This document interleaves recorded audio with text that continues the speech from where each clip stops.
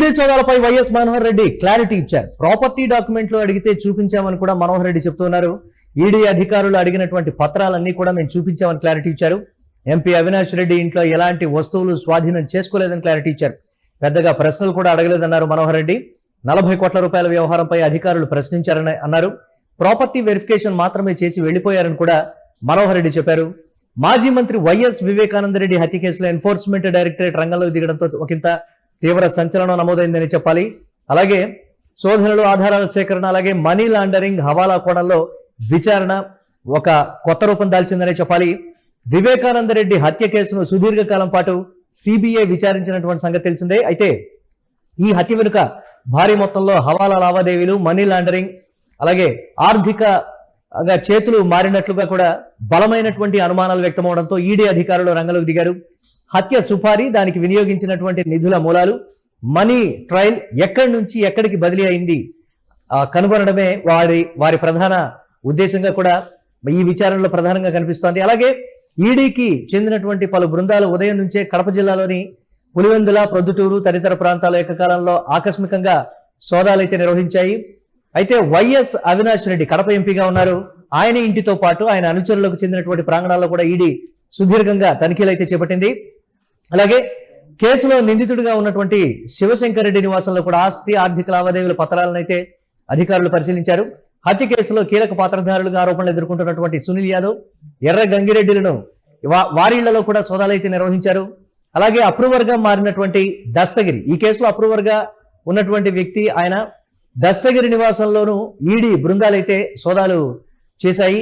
ఈ నేపథ్యంలో ఉదయం నుంచి సాయంత్రం వరకు సోదాలు జరిగినట్లుగా కూడా తెలుస్తోంది. రోజంతా కొనసాగినటువంటి ఈ సోదాల్లో ఈడీ అధికారులు పలు డిజిటల్ పరికరాలు, బ్యాంకు లావాదేవీల స్టేట్మెంట్లు, అలాగే ఆస్తి పత్రాలను క్షుణ్ణంగా తనిఖీ చేశారు. సోదాలు ముగిసినటువంటి అనంతరం అధికారులు 2 పెద్ద బ్యాగుల్లో కీలకమైనటువంటి డాక్యుమెంట్లు, డిజిటల్ ఆధారాలను తమ వెంట తీసుకువెళ్ళినట్లుగా అయితే తెలుస్తోంది. హత్యకు సంబంధించి కోట్ల రూపాయలు చేతులు మారాయని వస్తున్నటువంటి ఆరోపణల నేపథ్యంలోనే ఈ పత్రాలను స్వాధీనం చేసుకున్నట్లుగా కూడా తెలుస్తోంది. స్వాధీనం చేసుకున్నటువంటి ఈ పత్రాలు ఈ కేసులో విచారణలో అత్యంత కీలకంగా అయితే మారేటువంటి అవకాశం ఉంది. అయితే హత్య వెనుక ఉన్నటువంటి కారణం కావచ్చు కేవలం రాజకీయ, వ్యక్తిగత వైరం మాత్రమే కాకుండా పెద్ద ఎత్తున ఆర్థిక మూలాలు దాగి ఉన్నాయనేది విచారణ సంస్థల ప్రధాన సందేహంగా ఉంది.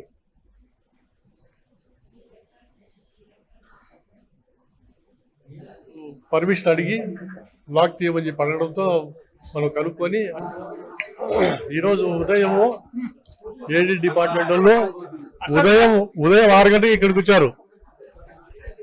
ఉదయం 6 గంటకి ఇక్కడికి రావడం జరిగింది. నాకు 7 గంటల సమయంలో నాకు తెలిస్తే వెంకబడి నేను వచ్చాను ఇక్కడికి. వచ్చిన తర్వాత వాళ్ళు పర్మిషన్ అడిగి లాక్ తీయమని చెప్పి అడగడంతో మనం కనుక్కొని అవినాష్ రెడ్డితో మాట్లాడి లాక్ తీయడం జరిగింది. తీసిన తర్వాత వాళ్ళు లోపలికి వచ్చి మేము ఏమి చేయము, మేము ఊరికి వెరిఫికేషన్ మాత్రమే వచ్చాము, ఇక్కడ వాళ్ళు ఓన్లీ ప్రాపర్టీ వెరిఫికేషన్ మాత్రమే చేశారు, అంతకు మించి ఏమీ చేయలేదు. డాక్యుమెంట్స్ మాత్రమే అడిగినారు, డాక్యుమెంట్స్ చూస్తారు, దాంట్లో ఏమీ కూడా నన్నైతే ఏం క్వశ్చన్ కూడా చేయలేదు. ఏం సమస్యలు ప్రాపర్టీనే, ఈ ల్యాండ్ సంబంధించిన డాక్యుమెంట్స్ మాత్రమే. అవి కూడా ఏంటున్నాయి, ఇక్కడ పెట్రోల్ బంక్ డాక్యుమెంట్ ఒకటి, ఆ భూమి డాక్యుమెంట్ ఒకటి, ఈ భూమి డాక్యుమెంట్లు ఇవి మాత్రమే చూస్తారు అంతే. నాకు తెలిసి వేరే డాక్యుమెంట్లు అయితే ఏమీ లేవు. వేరే డాక్యుమెంట్ మళ్ళా సమాచారం ఏం లేదు. వచ్చేంత పరిస్థితి ఏమీ తీసుకోవాలి, ఒక్క డాక్యుమెంట్ కూడా తీసుకోలేదు. అసలు వాళ్ళు ఏం ఇబ్బంది పెట్టలేదు, ఏం క్వశ్చన్స్ కూడా అడగలేదు, ఇబ్బంది పెట్టలేదు అసలు. అంటే ఒక మాట అడిగినారు, మీరు కూడా కేసులో ఉండారా సార్, మీ పేరు ఉన్నట్టుంది అని. ఉండిండొచ్చు, దాన్ని ఏముండదు అని చెప్పిన, అంతకు మించి ఇంకేం మాట్లాడలేదు. వాళ్ళు నలుగురు వచ్చారు, నలుగురు అధికారులు వచ్చారు. కేసు గురించి ఏమీ అడగలేదు వాళ్ళు. అంటే మీరేదో 40 కోట్లు ఏదో ఇచ్చారంట కదా అంటే, ఎవరు చెప్పినారండి 40 కోట్లు ఇస్తారు, ఎక్కడుంది ప్రూఫ్, ఎక్కడుంది అని అడిగినా అంతే, అంతకు మించి ఏం చెప్పలేదు. తర్వాత వాళ్ళు ప్రెజర్ చేసి మళ్ళీ ఏమీ అడగలేదు. ఎలాంటి ప్రాపర్టీ వాళ్ళు ఒక్క పేపర్ కూడా ముట్టుకోలేదు. డాక్యుమెంట్స్ చూసి మళ్ళీ ఇచ్చేసారు, అంతకు మించి ఏం జరగలేదు. ఓన్లీ వెరిఫికేషన్ అంతే, అంతకు మించి ఏం జరగలేదు కూడా. దీంట్లో ఏమి జరగలేదు, ఓన్లీ ప్రాపర్టీ వెరిఫికేషన్ జరిగింది, అంతకు మించి ఏమి జరగలేదు. ఓకే, చెప్పారు, మళ్ళీ వచ్చే అవకాశం లేదు.